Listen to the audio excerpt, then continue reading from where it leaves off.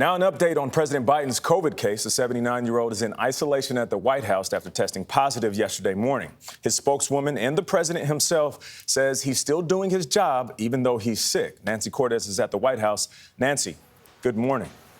Good morning, Nate. I just spoke to the White House COVID coordinator. He says as of 10 o'clock last night, the last time he spoke by phone to the president, that Mr. Biden still had the same mild symptoms. He had gotten no worse. Dr. Jha says the president's prognosis is very good. He is double vaccinated, double boosted, and continues to conduct calls and Zoom meetings while in isolation.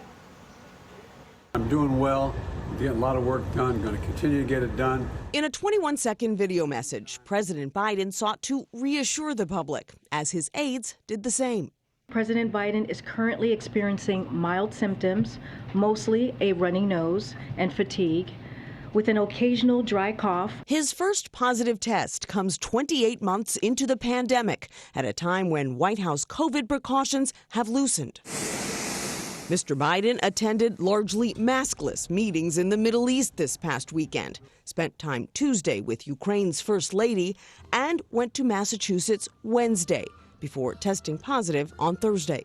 I tested negative this morning. I am going to keep my schedule. First Lady Dr. Jill Biden has been deemed a close contact and donned a mask in accordance with CDC guidelines as she visited a school in Detroit. Keep the faith. It's going to be okay. As for the president, he's now on day 2 of a 5-day course of Paxlovid, an antiviral drug that reduces the risk of severe symptoms. His oxygen level was checked this morning. It was normal. Dr. Ashish Jha is White House COVID coordinator. Has the president had to halt any of his regular medications now that he's taking Paxlovid? And what are you doing to mitigate the risk from halting those medications? There are 2 medicines he's on, Eliquis and Crestor, cholesterol-lowering medicine, and a blood thinner for his atrial fibrillation. They both get stopped for the 5 days that he's on Paxlovid, and then they get restarted, and it's totally fine and pretty normal practice.